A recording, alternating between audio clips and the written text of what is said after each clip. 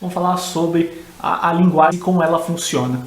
Obviamente, e para entender como o JavaScript todo funciona, a gente poderia fazer um curso aqui de 50 horas que ainda não seria o suficiente. Então, eu vou passar um pouco os pontos principais da linguagem para que a gente consiga trabalhar. A primeira coisa que a gente precisa saber é que o JavaScript não é uma linguagem tipada.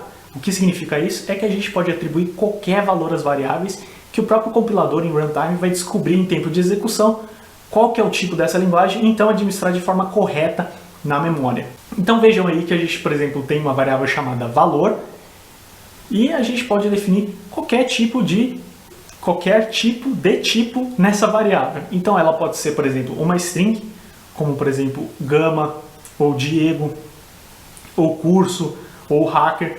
Pode ser qualquer tipo de string. Pode ser um number, ou seja, pode ser o número 10, pode ser o número 0, pode ser o número 1.1. Então pode ser qualquer tipo de número também. Pode ser um valor booleano, ou seja, true ou false, aí não tem muita opção, né? Pode ser uma função também, aí eu coloquei uma arrow function, coisa do ES6. Pode ser um array também, aí eu coloquei um exemplo de um array só de números, mas esse array pode ter objetos também, pode ter strings, pode ter boolean, pode ter qualquer tipo de valor, tudo junto e misturado, que o JavaScript vai saber interpretar isso. E pode ser, essa variável pode ser um objeto também, um objeto literal, sem problema nenhum.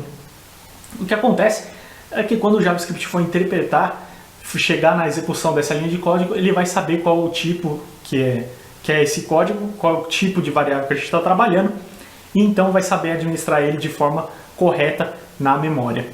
Mas se você estiver trabalhando no meio do seu código e você quiser saber qual é o tipo de variável que você está trabalhando, existe a validação pela palavra-chave typeof.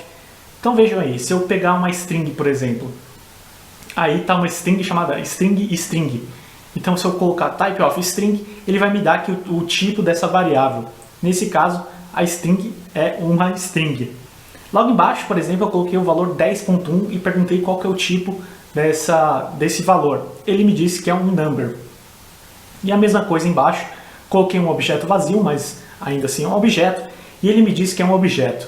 Então, apesar de ser uma linguagem com tipagem dinâmica, a gente consegue ver esses tipos em tempo de execução para poder fazer algum tipo de controle ali, saber exatamente o que a gente está fazendo.